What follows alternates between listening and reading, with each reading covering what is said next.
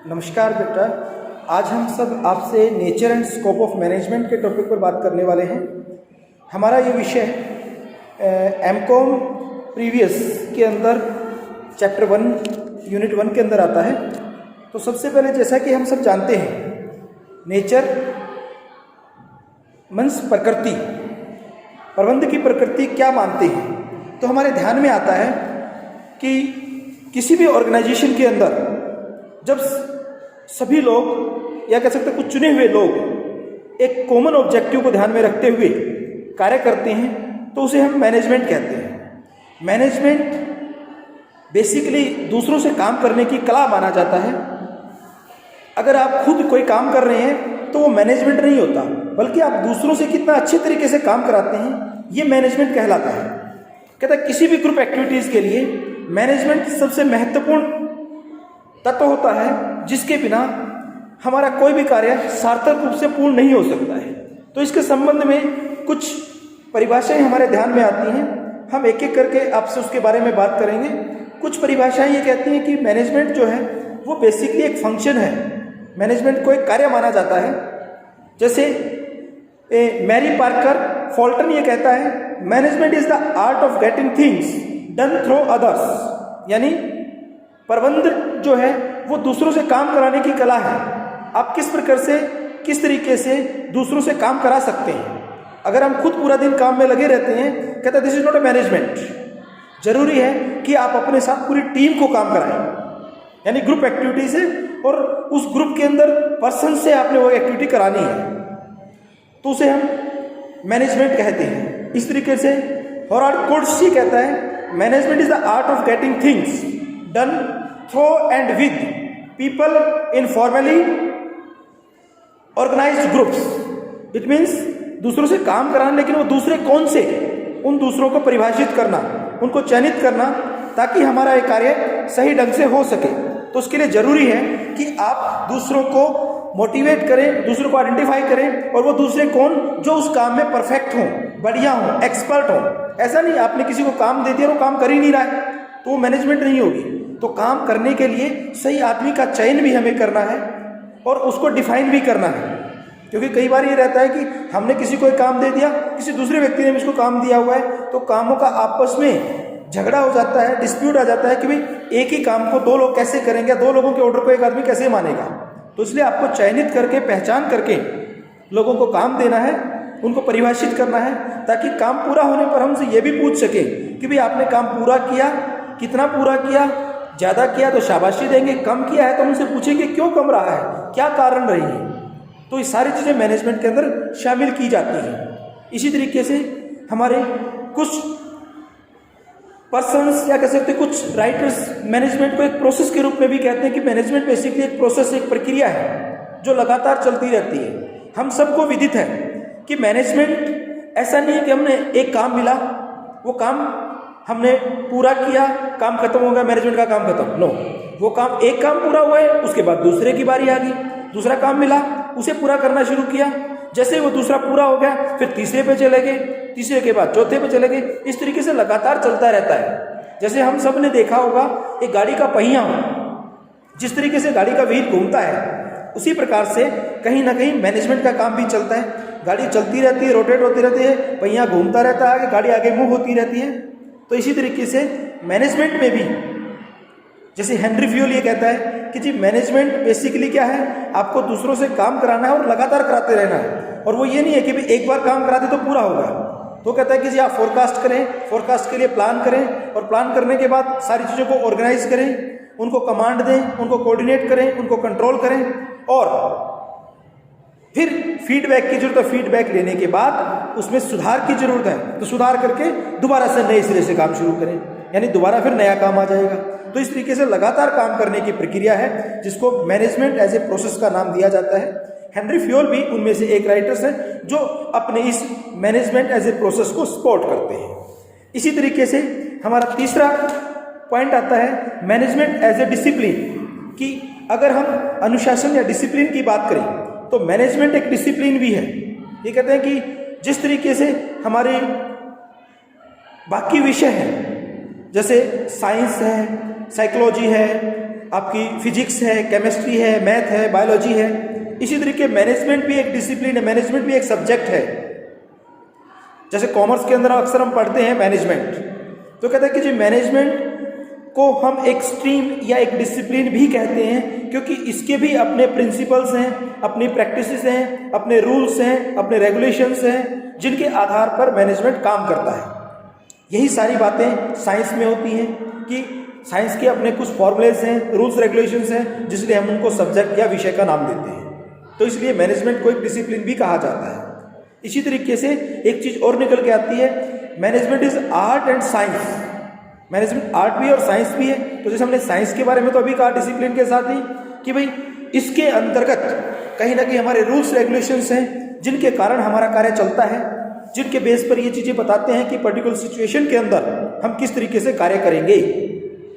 Art क्यों कहते हैं? क्योंकि हमने कहा कई बार कुछ लोग ऐसे होते हैं जिनको आपको प्यार से समझाना पड़ता है, जिनके आगे थोड़ा सा मोटिवेट करने के लिए इमोशनल भी होना पड़ता है, इमोशनल ट्रीटमेंट करना पड़ता है। क्योंकि बहुत सारे पर्सन्स हैं जो फाइनेंशियली जब तक उनको इंसेंटिव नहीं मिलता वो काम नहीं करते। इसी तरीके से कुछ लोग ऐसे होते हैं जो फाइनेंशियल नहीं, जिनको सिर्फ मोटिवेशन चाहिए, पब्लिसिटी चाहिए, समाज में प्रसिद्धि चाहिए।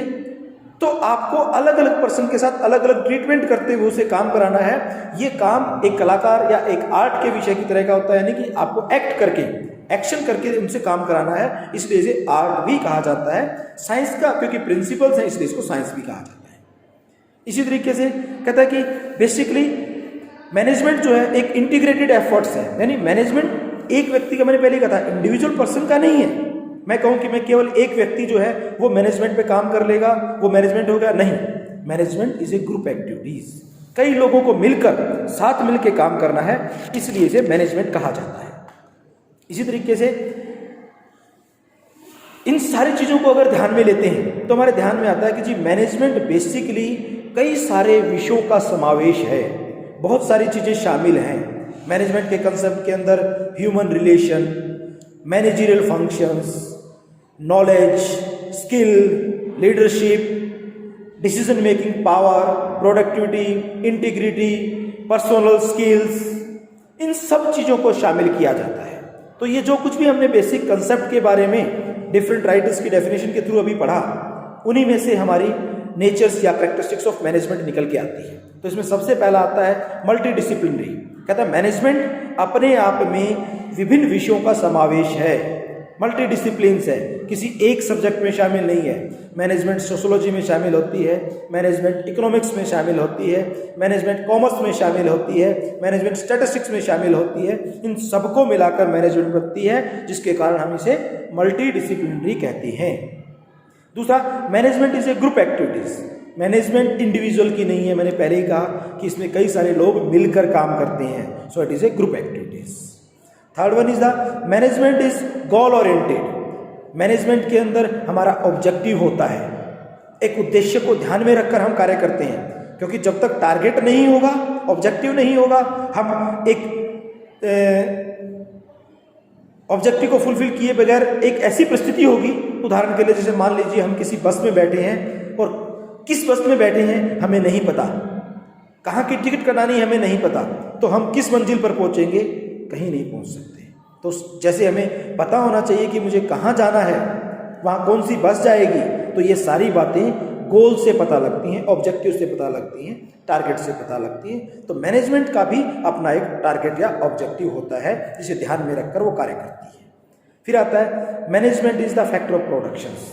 मैनेजमेंट का मुख्य कार्य किसी न तरीके से कोई प्रोडक्टिव एक्टिविटीज़ करना है, यानी कोई कार्य करना है जिस कार्य के कारण उत्पादन होता है। कोई मार्केटिंग का काम करता है, मार्केटिंग की एक्टिविटी उसके लिए प्रोडक्शन का काम करती है, यानी कुछ न कुछ ऐसा जिससे हमारी land, labour, man, machine, material सभी कार्य कर रहे हैं, एक्टिव हो रहे हैं, आउटपुट दे रहे हैं, जिसको हम प्रोडक्शन फंक्शन का नाम देते हैं। तो मैनेजमेंट उन सब में शामिल होती है। फिर आता है management is a universal approach. कहता है मैनेजमेंट जो है हर जगह विद्यमान है। हमने अपने घर में कोई शादी करनी है, उसमें भी मैनेजमेंट होता है। हमारे घर में किसी का देहांत हो गया, स्वर्गवास हो गया, उसका क्रियाक्रम है। हमारे जो हिंदू धर्म की प्रथाएं हैं, या कोई मुस्लिम है तो उसकी अपनी जो प्रथाएं हैं, क्रिश्चियन है तो उसकी अपनी प्रथाएं हैं, उनके अनुसार उसे वो क्रियाक्रम, वो सारे कार्य करने होते हैं। उन सबको अरेंज करने का काम मैनेजमेंट यही बताता है कि जी आपको किस तरीके से अरेंज करना है, किस तरीके से मैनेज करना है। फिर आता है मैनेजमेंट ए सोशल प्रोसेस। मैनेजमेंट केवल ये नहीं है कि बिजनेस के लिए ही जरूरी है, सोशल एक्टिविटीज़। तो अभी मैंने जैसे ऊपर वाला उदाहरण बताया आपको, शादी है, समारोह है, कोई सुख या दुख की कोई गतिविधि है, उन सबको भी हम अरेंज करते हैं, उनको मैनेज करते हैं। इस तरीके से मान लीजिए हमें कोई सोसाइटी की अवेयरनेस के लिए प्रोग्राम चलाना है, उसके लिए मैनेजमेंट की जरूरत है कि कैसे लोगों को सूचना दी जाएगी, कैसे लोग आएंगे, कैसे उनको बैठाया जाएगा, कैसे उनसे कार्य या सूचना ली जाएगी, और कैसे उनकी जिज्ञासा को शांत किया जाएगा। ये सभी सोशल प्रोसेस के अंदर, एक प्रक्रिया के अंदर शामिल होते हैं। तो मैनेजमेंट ये सब करती है। फिर आता है management is system of authorities. Management हमने अभी बताया था ना कि डिफाइन करती है कि भाई किस आदमी को क्या काम करना है। तो अथॉरिटी मीन्स हर आदमी को काम दिया, और काम भी उस आदमी को काम दिया जो उस काम को परफेक्ट तरीके से कर सकता है। यही प्रबंध का कार्य होता है, इसलिए मैनेजमेंट को सिस्टम कहा जाता है। यानी वो सिस्टम भी कौन सा, जो ऑथराइज है, अथॉरिटी है, जो आपको ये डिफाइन करता है कि किस व्यक्ति को क्या कार्य करना है, और कार्य पूरा होने के बाद उसी से ये पूछा जाता है कि आपने कार्य पूर्ण किया या नहीं किया। फिर आता है मैनेजमेंट डायनेमिक फंक्शंस। कई बार होता है कि जरूरत पड़ने पर आपको उसमें कोई बदलाव करना है, तो कहता है कि जी ह्यूमन नेचर है, कई बार खुश है, स्वस्थ है, सही है, अच्छे से काम करेगा, कभी बीमार होता है, कोई दुख है, ठीक से काम नहीं कर पाएगा। तो परिस्थिति के अनुसार थोड़ा बदलाव आता है। बिजनेस के इन्वायरमेंट में कोई चेंज आ रहा है। कई बार क्या होता है, आप ऐसा बिजनेस करते हैं जो गवर्नमेंट की रिस्ट्रिक्शन ज़्यादा है, तो आपको डिफिकल्टीज आएंगी। कई बार आप ऐसा बिजनेस कर रहे हैं जिसमें गवर्नमेंट ने लिबरलाइजेशन दिया हुआ, यानी कहीं ना कहीं गवर्नमेंट जो है की पॉलिसी जो है आपके काम को लिबरल करती है, आसान करती हैं, हेल्प करती हैं, तो वो आसानी से हो जाएगा। इस तरीके से कई बार क्या होता है, आपको ऐसा बिजनेस करते हैं जो सोसाइटी जिसे बुरा मानती है, विरोध होगा। कई बार ऐसा काम करते हैं जो सोसाइटी से अच्छा मानती है, सपोर्ट होगी। तो दोनों परिस्थितियों में जहाँ विरोध हो रहा है वहाँ कठिनाइयाँ हैं, जहाँ विरोध नहीं हो रहा, सपोर्ट हो रहा है, वहाँ आसानी है। तो परिस्थिति के अनुसार आपको उसमें थोड़ा बहुत बदलाव करना पड़ेगा, जिसे हम डायनामिक फंक्शन बोलते हैं, यानी परिस्थितियों के अनुसार बदलाव संभव हो सके। और management as a art and science की हमने आपको पहले ही बताया था कि भाई इसमें साइंटिफिक फार्मूले भी हैं और स्किल भी है। इस तरीके से मैनेजमेंट एज ए प्रोफेशन, तो हम सबको ज्ञात होगा आजकल मैनेजमेंट के अंदर बहुत सारी प्रोफेशनल डिग्रीज होती हैं, जैसे MBA, फाइनेंस, मार्केटिंग, HR। तो ये कहते हैं मैनेजमेंट की जो MBA की डिग्री है that is a professional course. तो इसलिए मैनेजमेंट को हम प्रोफेशन का नाम देते हैं। क्यों? क्योंकि इसमें भी एक प्रॉपर फॉर्मेट के अंदर आपको एक नॉलेज दी जाती है, सिस्टमेटिक तरीके से आपको नॉलेज दी जाती है, लॉ, रूल्स, रेगुलेशंस ये सिखाए जाते हैं जिनके आधार पर आपको कार्य करना होता है। तो ये थे हमारा नेचर्स ऑफ मैनेजमेंट। अब आता है what is the scope of management. Management का स्कोप क्या है? तो मैंने बताया था कि मैनेजमेंट यूनिवर्सल है, विश्व के प्रत्येक कोने में विद्यमान है। मैनेजमेंट प्रोफेशन भी है, मैनेजमेंट आर्ट भी है, मैनेजमेंट साइंस भी है, मैनेजमेंट ये कह सकते हैं कि जी बाय बॉर्न भी है, और मैनेजमेंट स्किल भी है। मैनेजमेंट आप नॉलेज से भी सीखते हैं। तो इन सभी चीज़ों को मैनेजमेंट में शामिल किया जाता है। तो जनरली जब हम स्कोप की बात करते हैं तो हमारे ध्यान में मैनेजमेंट के फंक्शन आते हैं कि व्हाट आर द ब्रांचेज या स्कोप ऑफ मैनेजमेंट। तो मैनेजमेंट के जनरली 6 फंक्शंस हैं या स्कोप हैं जिनको हम इसमें शामिल करते हैं, या कह सकते हैं मैनेजमेंट को कवर करते हैं। पहला planning. Planning means estimations of futures. आप भविष्य में क्या करना चाहते हैं इसके बारे में अंदाज़ा लगाना प्लानिंग कहलाता है। ऑर्गेनाइजिंग, चीज़ों को अरेंज करना, सुव्यवस्थित करना ताकि वो अपने तय किए गए लक्ष्य को प्राप्त कर सके, ऑर्गेनाइजेशन कहलाता है। स्टाफिंग, स्टाफ, जिन लोगों से आपने काम लेना है वो कहाँ से आएंगे, उनकी भर्ती कैसे होगी, उनका सिलेक्शन कैसे होगा, सिलेक्शन होने के बाद उनकी ट्रेनिंग कैसे होगी, और जो लोग ऑलरेडी लगे हुए हैं उनको डेवलप कैसे किया जाएगा। इन सब बातों का कार्य स्टाफिंग के अंतर्गत आता है। डायरेक्शंस, जब आपने उनको लगा दिया, डायरेक्टिंग मीन्स आपको जो व्यक्ति ने काम दिया था उस काम के लिए कुछ दिशा निर्देश भी देने पड़ेंगे, कुछ सूचनाएं देनी पड़ेंगी, संदेश प्राप्त करने पड़ेंगे, उनके अनुसार आगे आदेश देने होंगे, डायरेक्टिंग के अंतर्गत आते हैं। कोऑर्डिनेटिंग, आपस में, क्योंकि अकेला व्यक्ति कोई काम नहीं कर सकता, और मैनेजमेंट अपने आप में ग्रुप में काम करने की एक्टिविटीज़ है। तो सब लोगों को मिलाना, साथ जोड़ना, ज्वाइन करना और उनके आधार पर एक कॉमन ऑब्जेक्टिव के लिए उनको आगे बढ़ाना कोऑर्डिनेशन का काम होता है। एंड लास्ट, कंट्रोलिंग की नियंत्रण करना जरूरी है। जिस लोगों को जो काम दिया है ये देखना वहीं पर है या नहीं। जैसे उदाहरण के लिए देखते हो, मान लीजिए ग्राउंड में रेस हो रही है, प्लेयर्स भागते हैं, 100 मीटर की है, 200 मीटर की है, 500 मीटर की है, तो जहाँ उनका फिनिशिंग पॉइंट है वहाँ एक रस्सी या एक धागा बांधा जाता है ताकि उनको फिनिशिंग पॉइंट का पता रहे। अगर आपके पास डिमार्केशन नहीं होगा तो क्या होगा, दौड़ता रहेगा, कोई तो 100 मीटर के बाद रुक जाएगा, कोई 500 मीटर के बाद भी दौड़ता रहेगा। तो उसको एक दिशा निर्देश देना कि आपको कहाँ जाके रुकना है, ये कंट्रोलिंग कहलाता है। बैरियर्स की भी ये आपका स्टॉपिंग पॉइंट है, इसके आगे आपको नहीं जाना है। कुछ और फंक्शंस भी हैं या कह सकते हैं कि एक्टिविटी हैं जो इनके साथ इंटरलिंक्ड होते हैं, जैसे कम्युनिकेशंस। कहता है कि ऑर्गेनाइजेशन में कम्युनिकेशन भी बहुत जरूरी है। संदेश देना वो डायरेक्शन के साथ जुड़ा होता है। लीडरशिप कि आप 100 लोगों को एक साथ नहीं समझा सकते, तो उनमें से 5 लोगों को समझा दीजिए, 5 अपने नीचे 5 को समझाएंगे, वो अपने नीचे 5 को समझाएंगे। इस तरीके से आप 100 लोगों को कंट्रोल कर लेंगे जी। तो ये भी कहीं ना कहीं हमारी स्कोप ऑफ मैनेजमेंट के अंतर्गत आते हैं। उसके बाद आता है कि सोसाइटी के अंदर कुछ करंट इश्यूज हैं, ट्रेंड्स हैं जो कहीं ना कहीं हमारी मैनेजमेंट को अफेक्ट करते हैं। तो उसमें पहला आता है ग्लोबलाइजेशन। ग्लोबलाइजेशन मीन्स विश्व के अंदर वैश्वीकरण, जिसको हम कह सकते हैं कि आज के समय में पूरा विश्व एक बाजार बन गया है।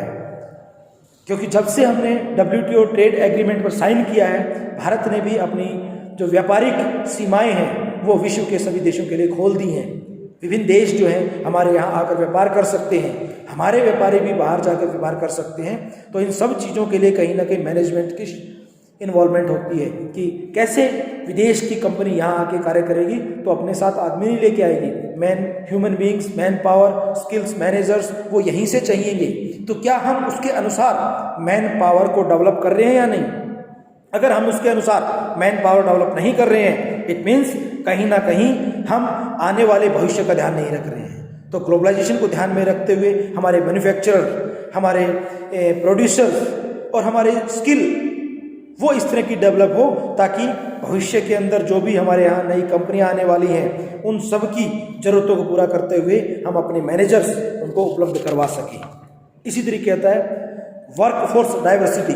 कई बार ये रहता है कि जी हमारा जो मैन पावर है एक ही डायरेक्शन में जा रहा है, या कह सकते हैं कि वो पथभ्रष्ट हो रहा है, मार्ग से भ्रमित हो रहा है, तो उसे सही मार्ग दिखाने का काम मैनेजमेंट का होता है। यानी मैनेजमेंट अंधों के लिए आंखों का काम करता है, उनको बताता है कि क्या सही है क्या गलत है, किस तरीके से आपको काम करना है, कौन सा तरीका सही है, किस तरीके से आप मिनिमम एफर्ट्स पर मैक्सिमम आउटपुट कर सकते हैं। तो उसके लिए ज़रूरी है हर व्यक्ति के अंदर अलग अलग स्किल है, उस स्किल को पहचान कर उसको आगे बढ़ाया जाए। क्योंकि हमारे देश के अंदर विभिन्न प्रकार की संस्कृति है, धर्म है, रीति रिवाज है, इस तरह से विभिन्न प्रकार के लोगों की स्किल भी अलग अलग है। तो सभी की cultural value, social value, emotional value, इन सब को ध्यान में रखते हुए उनके अनुसार उनको सही मार्गदर्शन दिया जा सके ताकि वो वर्तमान समय के आधार पर अपने आप को तैयार कर सके, परिवर्तित कर सके। उसके बाद आता है टोटल क्वालिटी मैनेजमेंट। एक बेसिकली टेक्निक भी होती है कि आपको काम करने के साथ साथ क्वालिटी पर भी ध्यान देना है। क्योंकि आज के समय में लोग कंपटीशन इतना ज़्यादा हो गया है कि जो अच्छा काम करने वाला है उसको हर कोई बुलाता है, अपने पास बैठाता है, काम देने के लिए तैयार रहता है, मुंह मांगी सैलरी देने को तैयार होता है, और जिसको कुछ नहीं आता हर कोई उसको निकाल देगा। यानी जिसके पास स्किल है, नॉलेज है, उसको हर कोई पूछेगा। तो टोटल क्वालिटी मैनेजमेंट बेसिकली आपको अपनी इंडस्ट्री या अपनी मैन्युफैक्चरिंग यूनिट के अंदर एक अच्छी क्वालिटी डेवलप करनी है। उस क्वालिटी के आधार पर आपको ये प्रयास करना है कि आपका जो प्रोडक्ट बने वो बेस्ट हो, उसमें वो सारी क्वालिटी हों जो आज के समय में ज़रूरत है। अगर क्वालिटी अच्छी नहीं होगी तो आपकी प्रोडक्ट नहीं चलेगा। तो प्रोडक्ट को अच्छा चलाने के लिए, प्रोडक्ट को मजबूत बनाने के लिए, मार्केट में ज़्यादा से ज़्यादा बेचने या बेस्ट बनाने के लिए आपको मैक्सिमम एफर्ट्स करना है कि आपके जो क्वालिटी स्टैंडर्ड्स हैं उनको मेंटेन किया जाए, इस लेवल का बनाया जाए ताकि आपका प्रोडक्ट अच्छा हो सके। फिर आता है एम्पावरमेंट एंड टीम बिल्डिंग। सबसे इम्पोर्टेंट चीज़ होती है कि आपको अपने वर्कर्स को एम्पावर करना है, उनको एक तो टीम बिल्डिंग। क्या कहता है कि अकेला आदमी कुछ नहीं कर सकता, लेकिन एक टीम जो है वो बहुत कुछ कर सकती है। तो हमें इंडिविजुअल की आदत की बजाय ग्रुप एक्टिविटीज़ के ऊपर एफर्ट्स करना है, ताकि लोग मिलकर इकट्ठे होकर एफर्ट्स करें, मैक्सिमम आउटपुट दें, बेटर रिजल्ट निकल के आएगा जी। इसके बाद आता है कंटीजेंट वर्कर्स। बहुत सारे आज के समय में समस्याएं हैं, वर्कर्स को अलग अलग तरह की प्रॉब्लम्स भी आती हैं। जैसे हम अक्सर सोसाइटी में देखते हैं कि एम्प्लॉय की जब बात की जाए तो एम्प्लॉय कई तरह के मिलते हैं, permanent employee, temporary employee, private employee, government employee, regular employee, part time employee, self finance employee.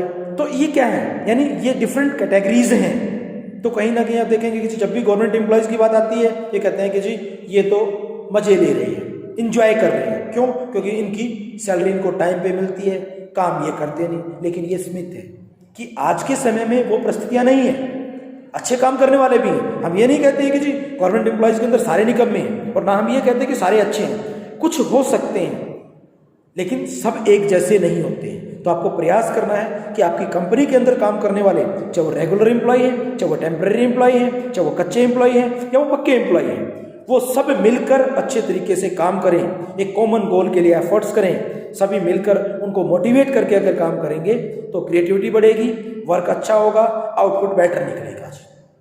तो इन शब्दों के साथ हमारा आज का जो विषय है nature and scope of management पूरा हो जाता है। आप सबको इसके संबंध में किसी भी तरह की कोई क्वेश्चंस, कोई डाउट्स है तो आप मुझे ईमेल करके पूछ सकते हैं। मेरा ईमेल आप नोट कर लीजिए, pushpakdagar@yahoo.co.in। धन्यवाद, नमस्कार, जय हिंद, जय भारत।